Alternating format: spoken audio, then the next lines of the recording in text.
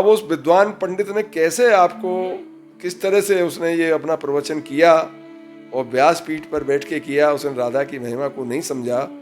वो मेरे विचार से वो गौड़ी संप्रदाय की कुछ इस तरह की लोकोक्ति हैं उससे प्रभावित हो गया है, जिसमें कहा गया है कि राधा का विवाह जाव गांव के एक गोप के साथ हुआ। वो भेड़ पालक था और बड़ी बड़ी दूर भेड़ चलाने जाया करता था। ये एक लोकोक्ति है जो कि प्राय गलत है। अरे मूर्ख कथावाचक, तू उसका निहितार्थ कैसे समझ सकता है? ये तो वही समझेगा जो यहाँ वास करेगा, वृंदावन की रज की वास करेगा, राधा रानी रसरानी यमुना महारानी की उपासना करेगा और राधा कृष्ण प्रिया माधव राधा माधव की उपासना करेगा, वही समझेगा।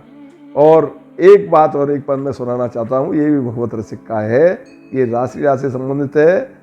ये जो हमारी जो परंपरा है, प्रथम सुने हो भागवत भगवत मुख रसवाणी, द्वितीय आराधे ईश व्यास नववाद बखानी, और तृतीय करे गुरु समझ सर्वज्ञ रसीलो, और चौथे होए विरक्त बसे बनराज रसीलो, पंचम भूले दे सुध, छठे भावना रास की, ये जो, और सप्तम पावे रीत रस श्री स्वामी हरदास की। ये जो तात्पर्य है, ये जो भावना है, अरे मूर्ख कथावाचक, ये तू कैसे समझ सकता है? ये 7 प्रकार के पहले आयोजन कर, 7 प्रकार के उपक्रमों को पास कर, 7 प्रकार की साधना कर। प्रथम तो किसी योग्य व्रक्त पुरुष से भागवत और जाके वृंदावन रहस्य की वाणी को सुन, और द्वितीय भगवान की उपासना कर, मोह माया जार पैसा को मत कमा, भगवान की रस वाणी को सुन।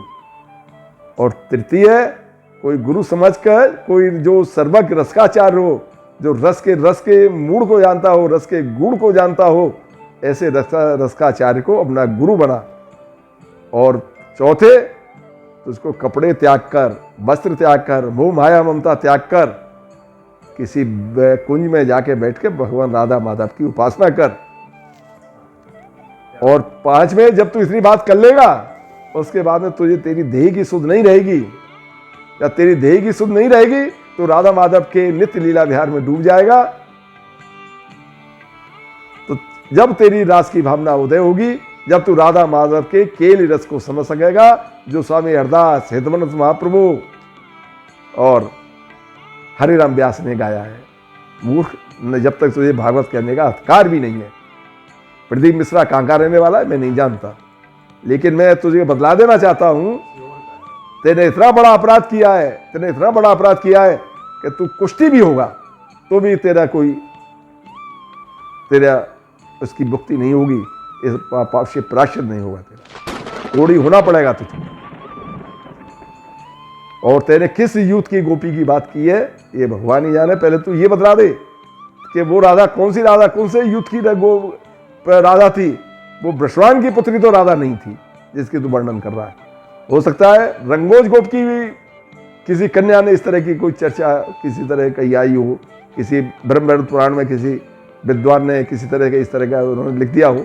पहले तो ये मैं बतलाना चाहता हूँ, ये केवल तारा देवी जो बंगाल में एक पीठ है, वहाँ की देवी है, जैसे राधा का स्वरूप माना गया है, उसकी लोक कथा को लोगों ने इस तरह से भ्रांति बना के फैला दिया है।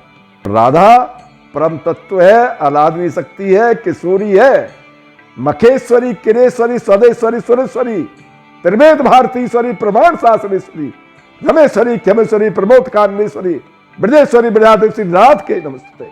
अरे मूर्ख, तूने राधा की उपासना ही नहीं की, तू राधा के तत्व को नहीं जानता, तू राधा के तत्व को क्या जानेगा? राधा की उपासना मैंने की है, और राधा मुझे परम तत्व के रूप में और परम साक्षात मुझे प्राप्त हुई है, और राधा के प्राप्त होने के कारण ही मैं इस जगह पर, इस स्थान पर बैठा हुआ। राधा को जो तेने राधा के विषय में कहा है, इसका प्रायश्चित करना ही पड़ेगा, नहीं तो तू कुश्ती होगा, तुझे कोई नहीं बचा सकता।